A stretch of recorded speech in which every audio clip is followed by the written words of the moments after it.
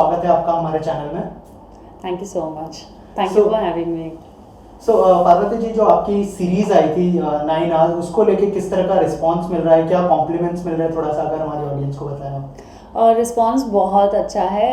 Actually 2-3 बार ऐसे moments आ गए कि I felt overwhelmed by the response that I got. सभी लोगों ने बहुत तारीफ़ की है, मेरे कैरेक्टर की बहुत तारीफ़ की है।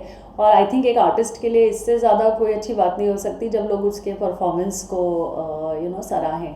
तो वो मुझे 9 आवर्स, मतलब इससे पहले भी मैंने फिल्में की, बड़े पर्दे के लिए की, लेकिन 9 आवर्स ने मुझे actually it's a gift, I would say that it has given me that people have come and appreciated the acting skills actually. So it's like dream come true in a way yes. Talking about your journey, मतलब ऐसी क्या खास चीज़ थी जो आपने OTT की तरफ रुख किया। इन दिनों जो है ओटीटी फ्यूचर है और फिल्में भी बहुत अच्छा कर रही है, लेकिन दोनों में जो एक्टर्स है काम करना चाहते हैं। तो आपकी जर्नी के बारे में बताइए, और कौन सा प्लेटफॉर्म आप सबसे ज़्यादा कंफर्टेबल है या फिर कितना एंजॉय करते हैं। प्लेटफॉर्म के लेवल पे अगर कहूँ तो obviously Disney plus Hotstar is a very reputed platform, और उसके लिए कोई चीज़ ऑफर हुई है तो आपको ऑलरेडी पता है कि वो किस तरह के शूट्स करते हैं और किस तरह का प्रोडक्शन करते हैं, तो वहाँ कोई डाउट नहीं होता when it comes to the quality of the product.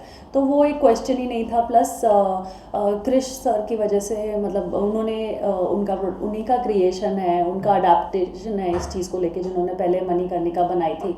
तो वो ऑलरेडी, और इतनी बड़ी बड़ी सुपरहिट फिल्में साउथ में वो बना चुके हैं, तेलुगु इंडस्ट्री का जाना माना नाम है वो। तो ऑलरेडी कोई डाउट नहीं था when it came to the quality और वो क्या क्रिएट करेंगे। फिर मुझे नरेशन मिला अपने कैरेक्टर का, तो वो भी मतलब इतना मुझे समझ में आया कि यहाँ पे मेरे पास बहुत स्कोप है, मतलब मुझे जो चाहिए वो है इसमें, जो मैं ढूंढ रही थी, जो मैं चाह रही थी, तो वो मुझे मिला। और फिर जब ऑलरेडी आपको पता है कि प्लेटफॉर्म सही है, लोग सही है, टीम सही है, आपको जो कैरेक्टर चाहिए वो सही है, तो फिर आप क्यों सेकंड थॉट देंगे, कोई रीज़न ही नहीं है। तो वो एक चीज़ बहुत अच्छी हुई। और आई थिंक वही सभी लोगों ने, सिर्फ ऐसा नहीं है कि मेरा ही कैरेक्टर अप्रिशिएट हो रहा है, सभी का काम बहुत अच्छा है, बाकी लोगों ने भी बहुत अच्छा काम किया है, टीम एफर्ट बहुत अच्छा है। तो सीरीज़ जिस तरह से बन के आई है वो बहुत अच्छी है। और कई लोगों ने ये कहा है कि it's a Indian version of money heist. So I yeah so that is a compliment for the whole team, I would say. Right. Also जिन्होंने अब तक नहीं देखी है उनको थोड़ा सा अगर किरदार के बारे में बताइए, और कैसा एक्सपीरियंस रहा पूरी वेब सीरीज करने का। Web series in terms of work culture was fantastic. और जहाँ तक कि किरदार की अगर मैं बात करूँ तो ये किरदार मेरे किरदार से बहुत ऑपोजिट है। मैं बिल्कुल भी गिरिजा जैसी नहीं हूँ। तो गिरिजा बेसिकली, क्योंकि ये एक पीरियड स्टोरी है, 1985 में बेस्ड है, और एक बहुत ही हिट नॉवेल हुई थी उस वक्त, तोमिडी घंटालू। I hope I am saying the correct pronunciation of the Telugu name. तो उसका ये अडाप्टेशन है जिस पे बेस करके बनाई है। तो ऑलरेडी मतलब जो मेरा कैरेक्टर था, तो वो बेसिकली मेरे पास स्कोप बहुत ज़्यादा था परफॉर्म करने के लिए, इसीलिए भी क्योंकि ये मेरे जैसा नहीं है, ये एक्चुअली बहुत डिफरेंट कैरेक्टर है और बहुत सहमा हुआ सा, नॉट लाइक मैं बहुत वैसी हूँ, नॉट सहमी हुई राइट, बट या लेकिन वो कैरेक्टर इस तरह से जो अपने लिए आवाज़ नहीं उठाता, उसके साथ कुछ गलत होगा तो वो बोलता नहीं है। तो वो इस तरह के जो कैरेक्टर प्ले करना, तो basically I am more of like I had a scope to perform.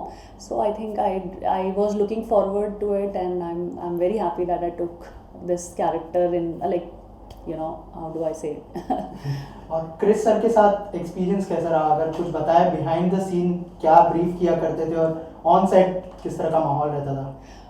शुरू में जब मैं वहाँ पे गई तो हैदराबाद में, क्योंकि पूरा शूट हुआ था, तो जब मैं वहाँ पे गई तो उन्होंने शुरू में पहले ही एक नरेशन दिया जिसमें बताया कि इस सीरीज़ में आप क्या कर रहे हो।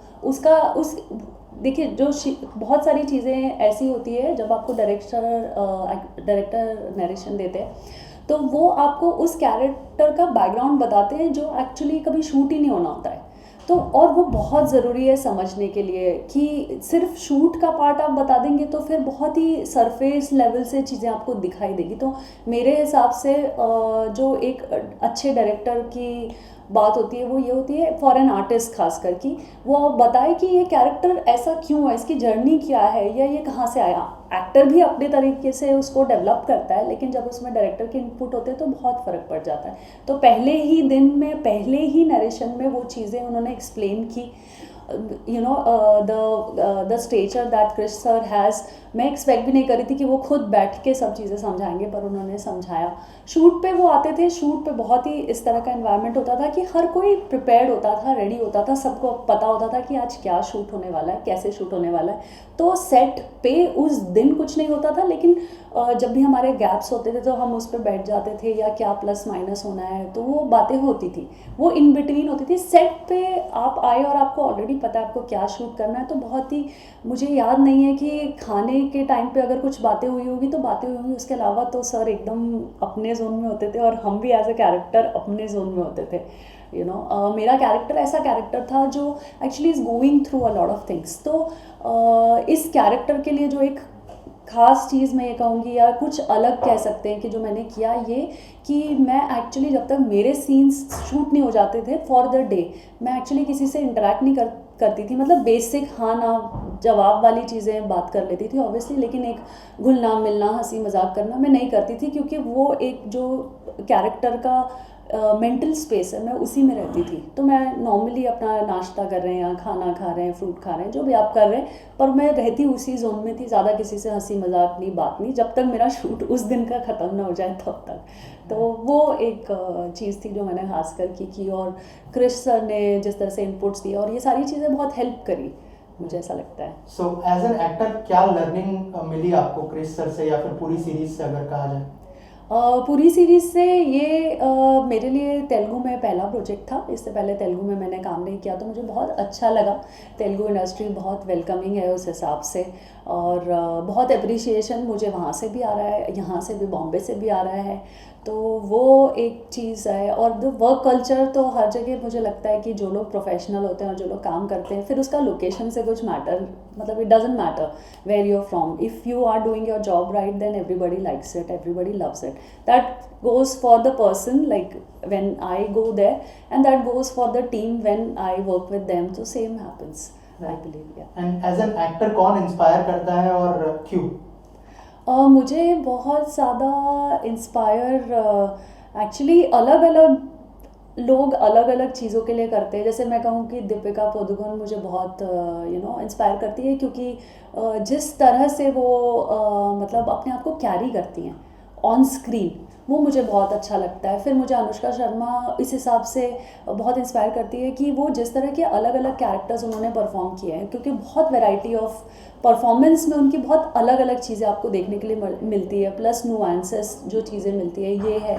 अभी अमिताभ बच्चन को तो सब लोग इतना प्यार करते हैं, तो अभी उनका, लेकिन वो जिस तरह से अपनी आवाज़ यूज़ करते हैं, तो ऐसे आप मतलब अगर मुझसे पूछेंगे तो मैं किसी एक इंसान नहीं, इतने सारे लोग हैं और उनमें इतनी सारी अच्छी चीज़ें हैं, तो I would like to work with this people, क्योंकि जब आप इनके साथ काम करते हैं 1 to 1 तो आप और ज़्यादा चीज़ें सीखते हैं। क्योंकि फॉर श्योर आप अभी तो हम उनको ऑन स्क्रीन देखते हैं, मैंने अभी तक उनके साथ तो काम नहीं किया है, तो हम ऑन स्क्रीन देख के समझते हैं कि उन्होंने क्या कैसे किया होगा। लेकिन जब आप 1 to 1 करते हैं तो बहुत सारी ऐसी चीज़ें आपको उनके बारे में पता चलती है, जो वो कुछ चीज़ें फॉलो कर रहे हैं या हैबिट्स फॉलो कर रहे हैं, या उनका एक वर्क एथिक्स है जो वो कर रहे हैं, तो वो बहुत सीखने को मिलता है। साउथ के कुछ लोगों के साथ काम किया बहुत ही इनिशियल स्टेज पे, before I got my first film, मैंने SP बालासुब्रमण्यम जी के साथ भी काम किया। तो जिस तरह से उनके साथ मेरा एक्सपोजर था, तो वो बहुत अच्छा था कि लोग कितने प्यार से, कितने स्मूथली काम करते हैं। आपको इतनी डरने की ज़रूरत नहीं है, क्योंकि मैं उस वक्त बहुत नई थी, तो मुझे लगता था कि क्या होगा, कैसे होगा। तो इस तरह के जब लोग आपको छोटी छोटी चीज़ें आपके साथ जब वो होते हैं, सेट पे भी होते हैं, तो आप सीखते हो उनसे। वही चीज़ जैसे मैंने कहा कि क्रिश सर हैं, तो वो जिस तरह से आके उनका एक पैटर्न है काम करने का, तो ये सभी लोग जो बहुत अच्छा काम कर रहे हैं, आई थिंक बहुत कुछ है उनसे सीखने के लिए, और मैं बिल्कुल सीखना चाहती हूँ।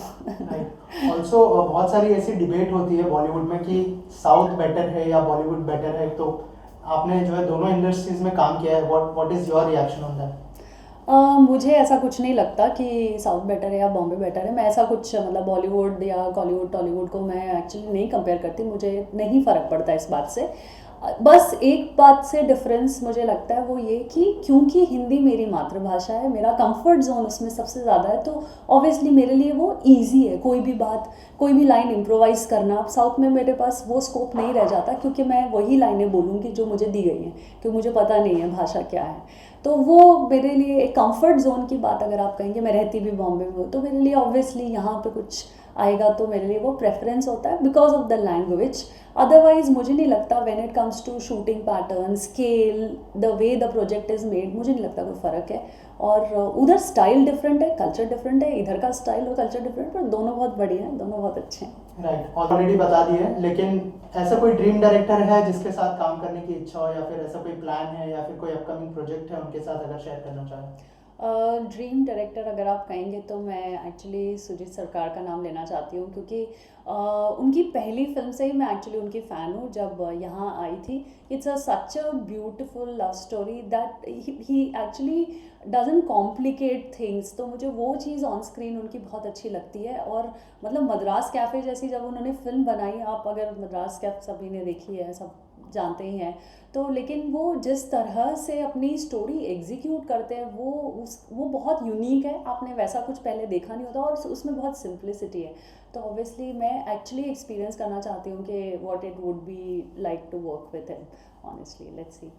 राइट, लास्टली ऑडियंस से कुछ कहना चाहेंगे या फिर अपने अपकमिंग प्रोजेक्ट्स के बारे में शेयर करना चाहेंगे जो आपके फैंस हैं उनके साथ? अपकमिंग भी इन टॉक्स है, तो I think it's too early to discuss about it, but yes, hopefully something nice I will announce as soon as things get locked. And इस किरदार को लेके या मैं जो भी कहना चाहूँगी वो यही कहना चाहूँगी कि जैसे I was looking forward for, इससे पहले मुझे इतना स्कोप नहीं मिला था परफॉर्मेंस ओरिएंटेड कुछ करने का, तो आई वॉज वेरी कीन कि मैं कुछ परफॉर्मेंस ओरिएंटेड करूँ और लोगों को पता चले कि मैं एक्टिंग भी कर सकती हूँ, सिर्फ मतलब स्क्रीन पे अच्छे दिखना ही मतलब ऐसा कभी कभी परसीव किया जाता है कि पता नहीं एक्टिंग आती होगी कि नहीं आती होगी, जो लड़कियां थोड़ी भी स्क्रीन पे अच्छी दिख जाती है टाइप्स। तो मेरे को लगा कि नहीं, मुझे ऐसा कुछ करना है कि लोगों को पता चले कि नहीं, मैं पैशनेट हूँ, मुझे अच्छा लगता है एक्टिंग करना, मैं इसी चीज़ के लिए मुंबई आई थी और तो मुझे वो चांस मिला। तो मुझे, अगर आप मुझसे कहेंगे कि एक मैसेज मैं क्या देना चाहूँगी, कि अगर आपको जो जेन्युइनली दिल से अच्छा लगता है, नो मैटर व्हाट, किसी को कुछ भी कहना हो, किसी को कुछ भी लगे, आप उसको फॉलो करिए, अपने एफर्ट्स उसमें डालते रहिए, चीज़ें ज़रूर होती है। Thank you ma'am, thank you so much and all the best. Thank you.